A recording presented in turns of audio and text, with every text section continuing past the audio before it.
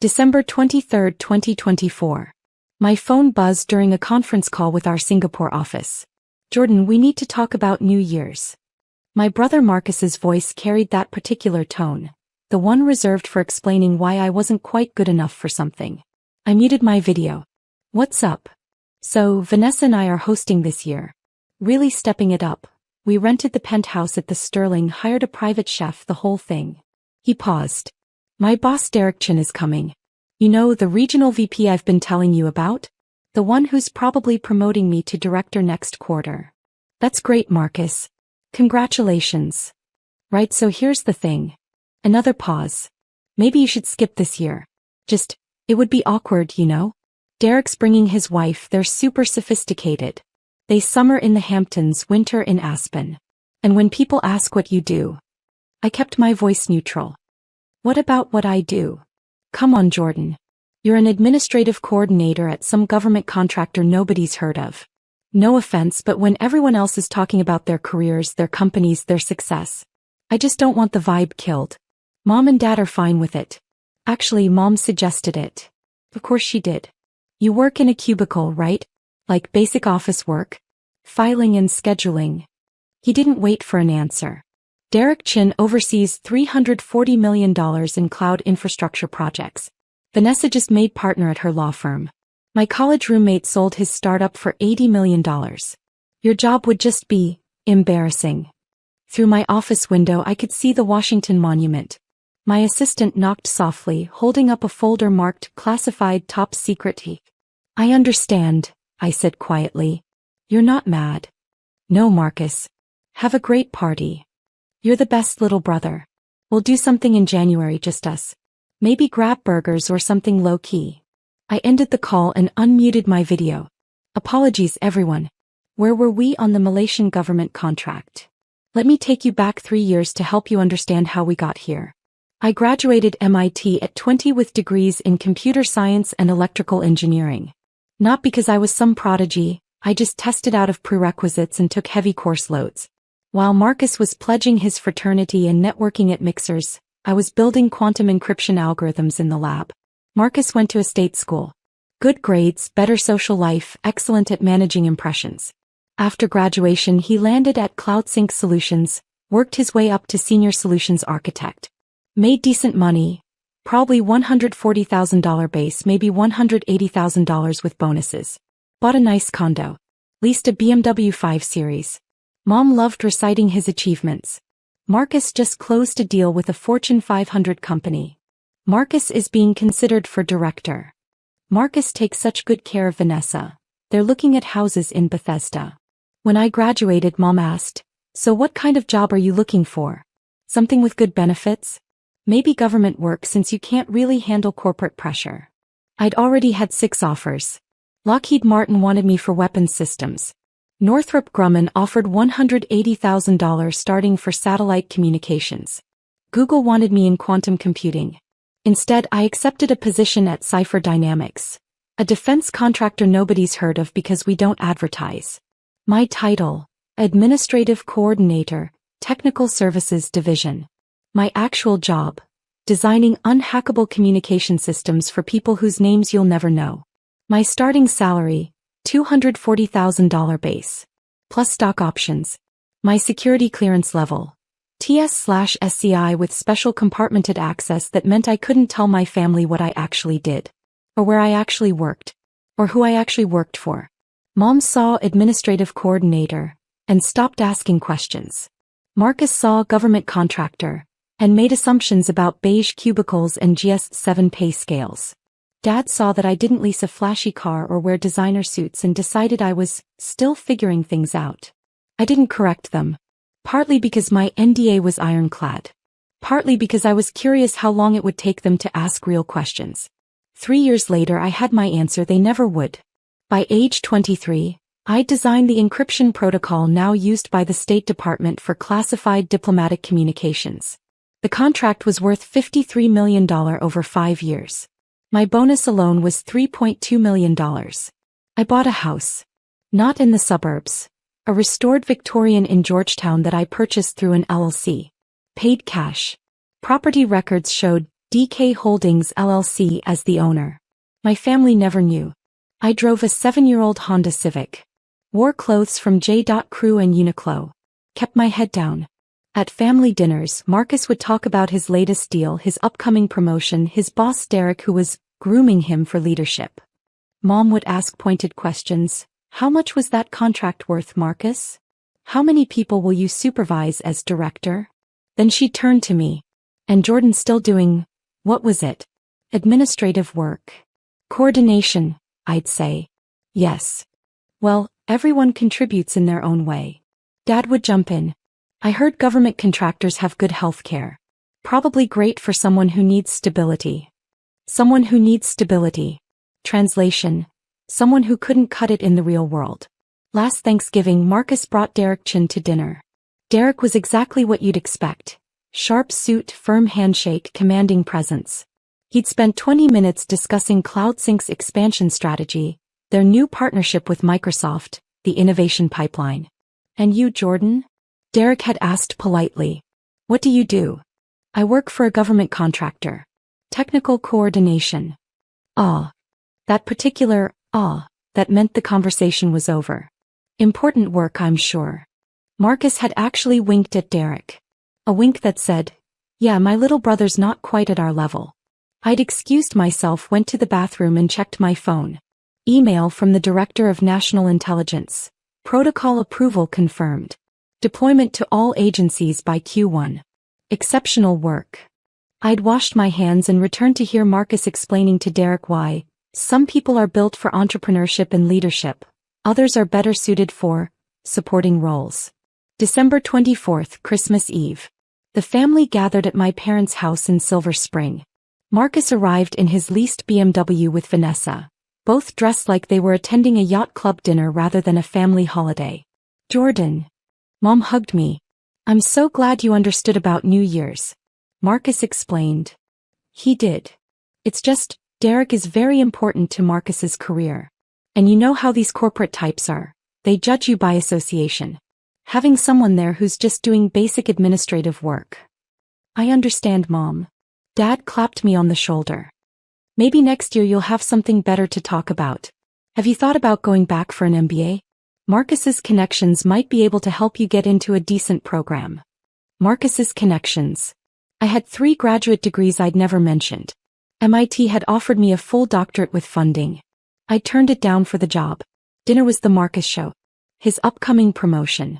The sterling penthouse rental, $8,500 for one night, which he mentioned twice. The private chef, another $3,000.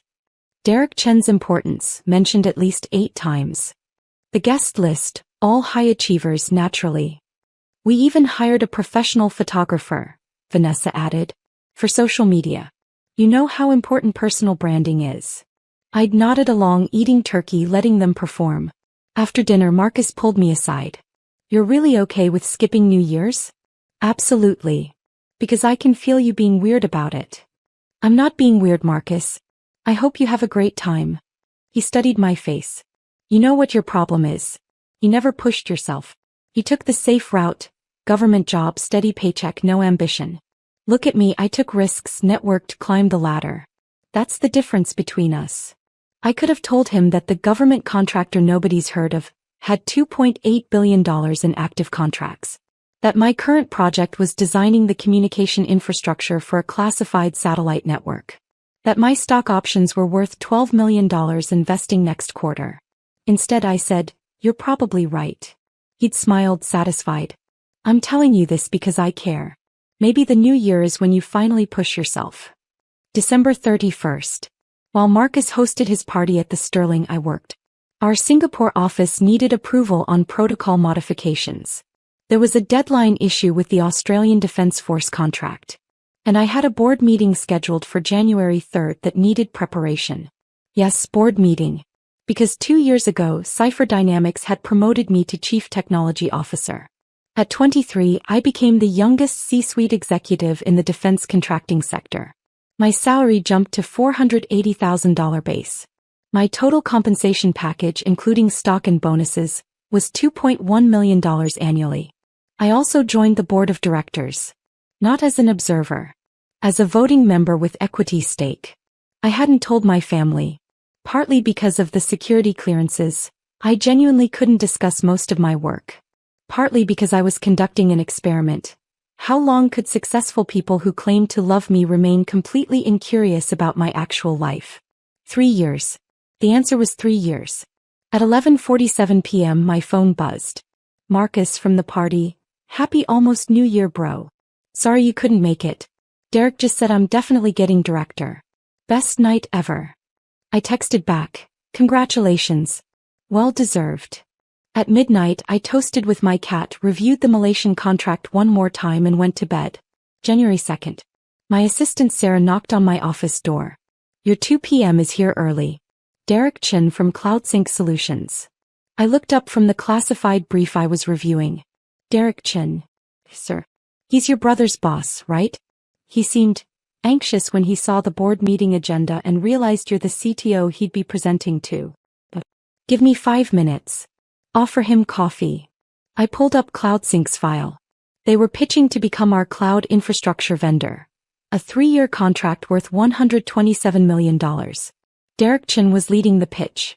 He'd scheduled this meeting 6 weeks ago, long before Marcus's New Year's party. I checked the materials Derek had submitted. Impressive presentation. Solid technical specs. Competitive pricing. But I'd also done my homework on CloudSync security protocols. There were gaps. Significant ones. Nothing that would matter for a regular commercial client, but for classified defense work?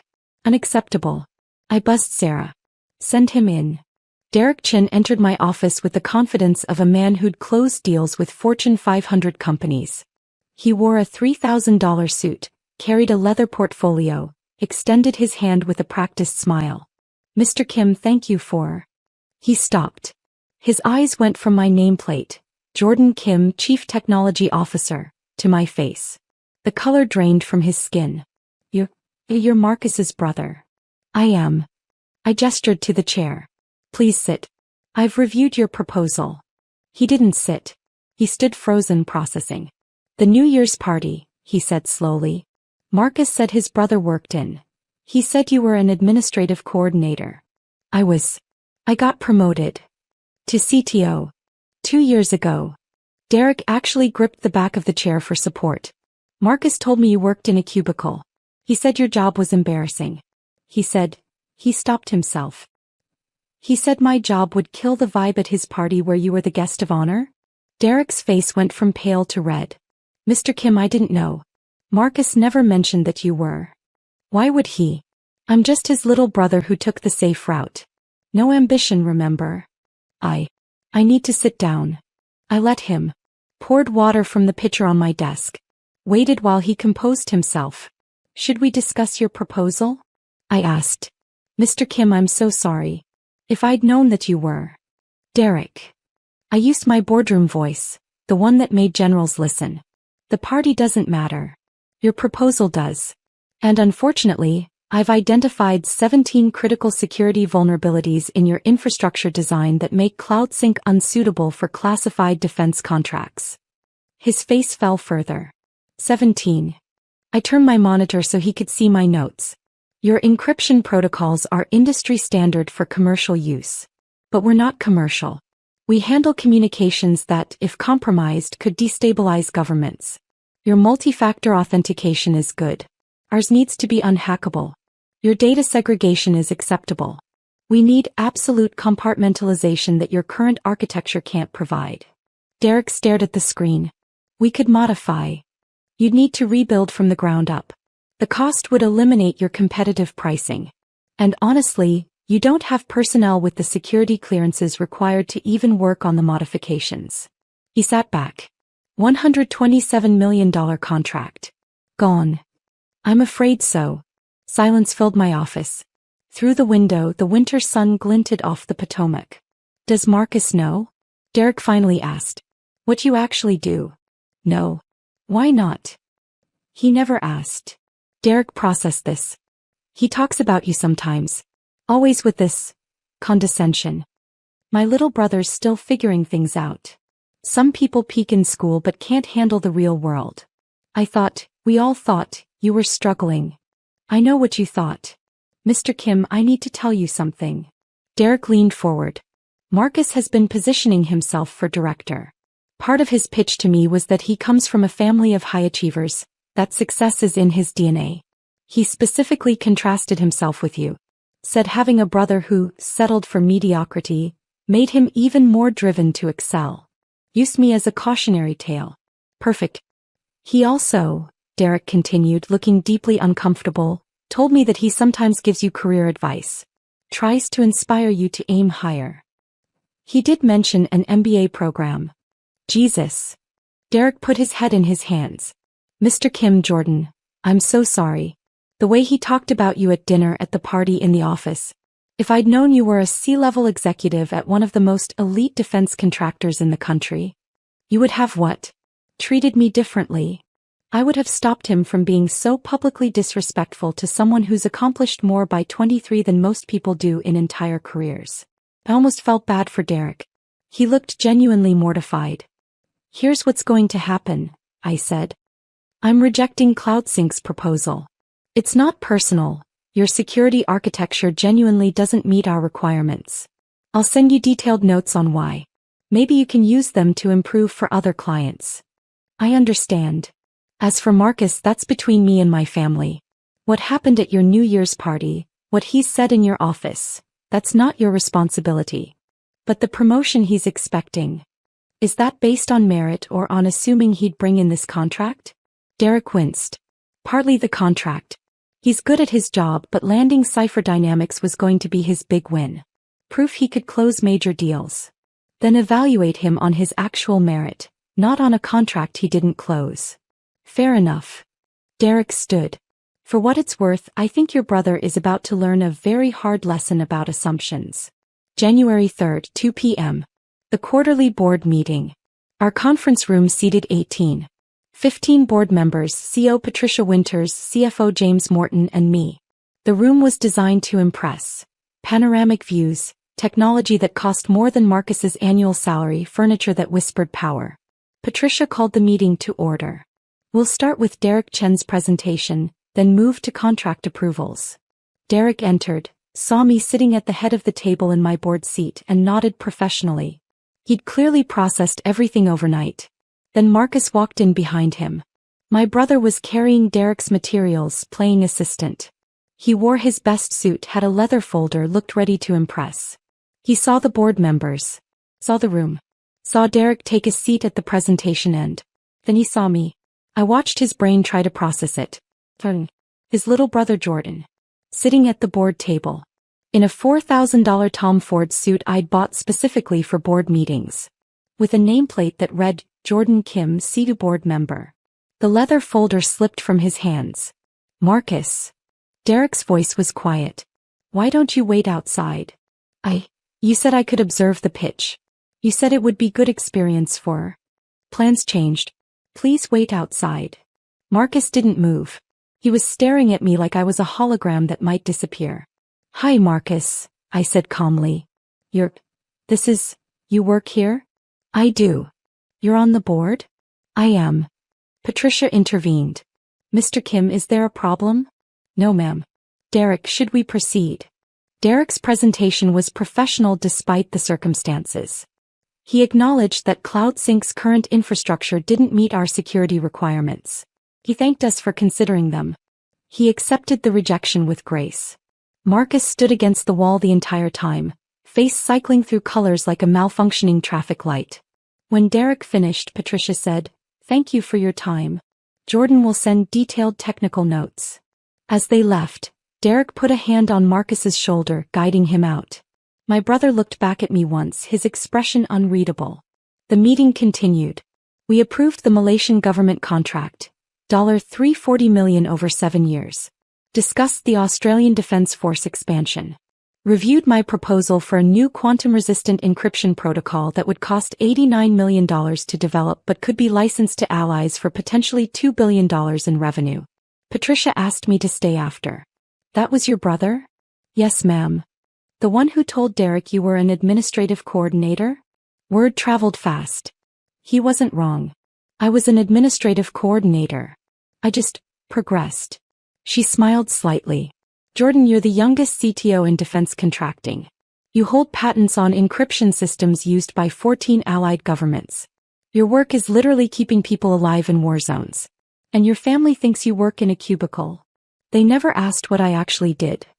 You never told them. No, ma'am. Why not? I thought about it. I wanted to see if they loved me enough to be curious. Turns out the answer was no.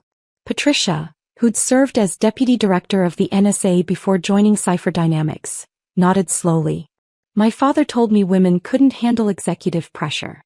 When I made deputy director, I didn't tell him. I wanted him to ask about my life to show interest. He never did. What happened? He read about my appointment in the Washington Post. Called to congratulate me. I told him congratulations were 15 years too late. My phone started ringing at 4:47 p.m. Marcus, 23 missed calls. Mom, 16 missed calls. Dad, 8 missed calls. Vanessa, 5 missed calls.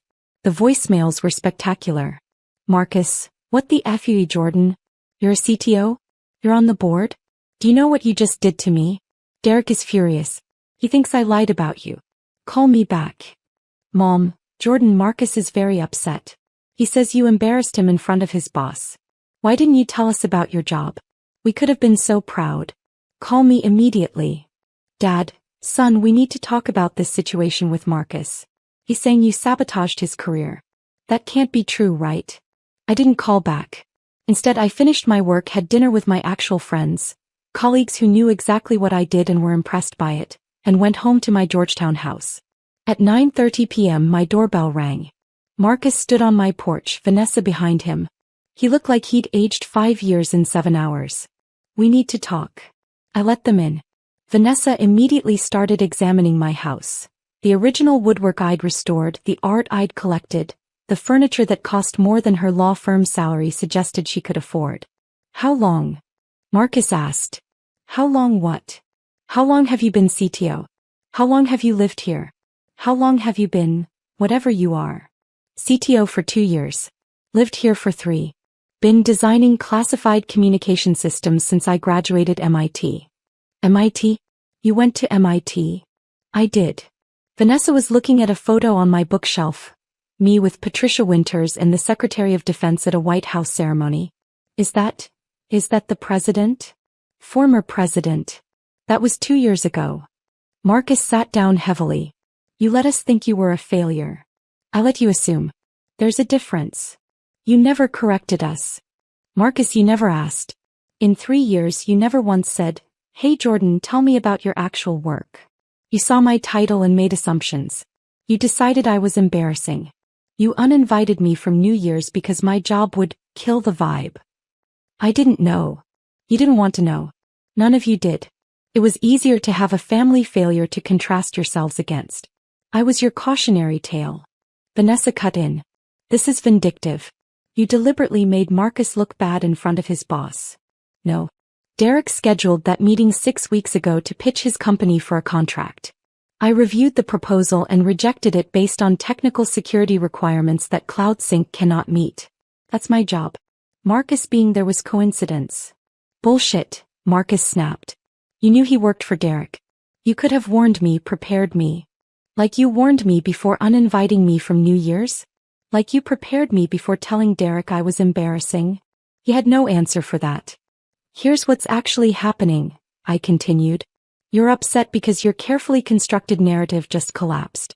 The brother you used to make yourself look ambitious is actually more successful than you'll probably ever be. The job you mocked pays 4 times what you make.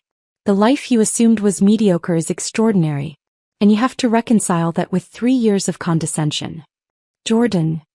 I wasn't hiding from you, Marcus. I was watching. Watching to see if anyone in this family loved me enough to ask real questions about my life. To show genuine interest. To treat me like someone worth knowing beyond your assumptions. That's not fair, Vanessa said. You deliberately deceived. I never lied once. Every single time someone asked what I did, I said, technical coordination for a government contractor. That's accurate. I just didn't elaborate because nobody asked me to. Marcus's phone buzzed. He glanced at it and went pale. Derek wants to see me tomorrow morning. First thing. Good luck with that. Jordan, please. Can you call him? Tell him this was a misunderstanding? Tell him I didn't know. Why would I do that? Because I'm your brother. Am I? Because brothers usually invite each other to New Year's. Brothers don't call each other embarrassing. Brothers ask about each other's lives. Vanessa stood. This is cruel. You're punishing him for a simple mistake. It wasn't a mistake. It was a pattern. A 3-year pattern of dismissal, condescension, and disinterest. And I'm not punishing anyone. I'm just done pretending it doesn't matter. They left. Marcus looked broken. Vanessa looked furious. I poured a bourbon, Pappy Van Winkle 23 $350 a bottle, and sat in my living room. My phone buzzed. I answered. Jordan Michael Kim, what is going on? Marcus just left here in tears. He said you've been lying to us for years. I haven't lied about anything, Mom. You let us think you were struggling. You let us worry. You never worried, Mom. You were embarrassed. There's a difference. How dare you? Mom, when's the last time you asked me about my day? My work? My life? Not made assumptions, actually asked. Silence. You can't remember because you never did. For 3 years, you've been content to believe I was your disappointing son.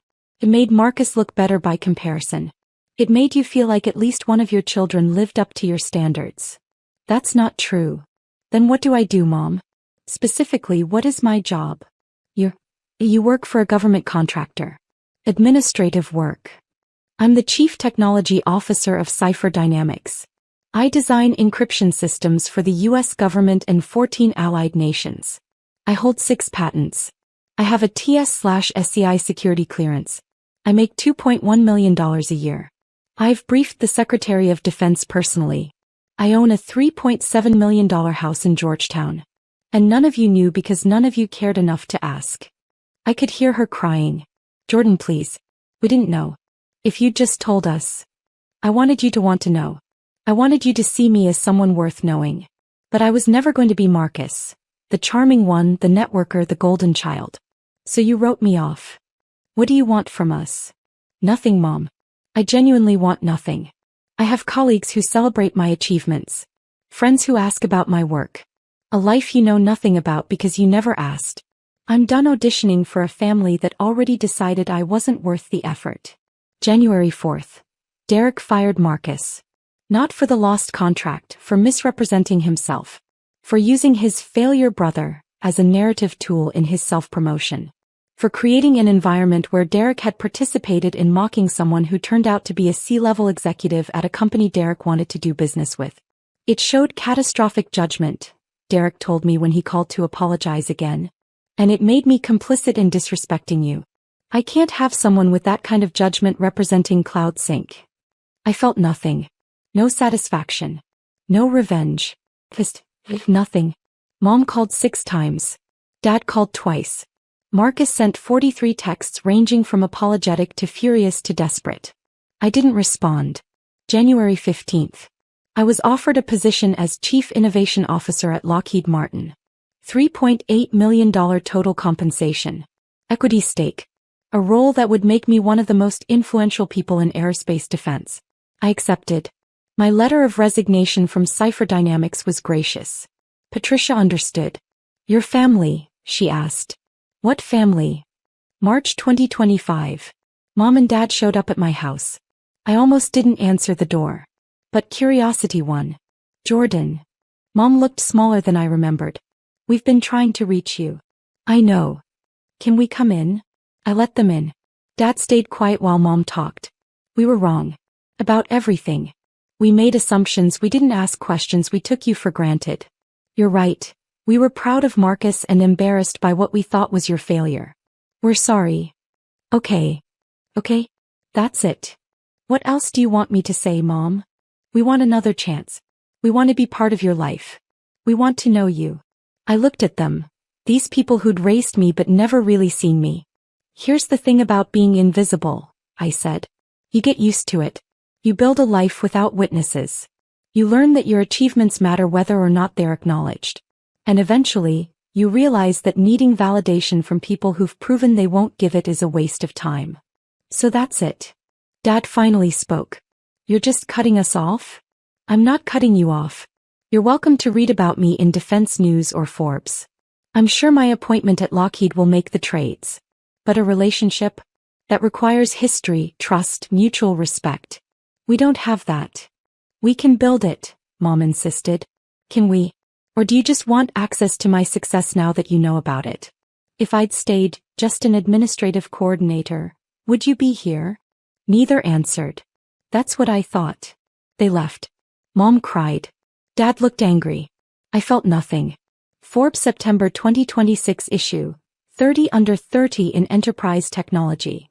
My photo, standing in front of the Lockheed Martin facility where we just successfully tested quantum-resistant satellite communications. The article mentioned I'd pioneered encryption protocols now used by NATO, that I held 14 patents, that at 25 I was the youngest C-suite executive in aerospace defense history. It mentioned I was intensely private, rarely gave interviews, and had revolutionized classified communications with innovations that made previous systems look like children's toys. It didn't mention my family. Because when the reporter asked, I said, I don't have one. Marcus tried to connect on LinkedIn. I declined. Mom sent the Forbes article to distant relatives with a note. So proud of Jordan. I never responded. At my housewarming party, I'd bought a second property in McLean for $4.2 million. My colleagues toasted me. Patricia was there. The Lockheed CEO. 3 senators. The former Secretary of Defense. Someone asked if my family was coming. This is my family, I said, gesturing to the room. The people who saw what I was building and cared enough to be part of it. Later, on my terrace overlooking the Potomac, Patricia asked, any regrets? I thought about Marcus at that board meeting, his face when he realized what I was. Mom crying on the phone. Dad's anger. No, I said. You can't regret cutting out people who were never really there to begin with. Cold, she observed. Honest, I corrected. My phone buzzed. Marcus again from a new number. Mom's sick. Hospital. Thought you should know. I deleted the message. Patricia saw my face. Family. No, I said. Just ghosts. I raised my glass to the people who'd actually shown up. The ones who'd asked questions, celebrated achievements, seen me as someone worth knowing. The people who'd never needed me to prove I was worth their time. My real family.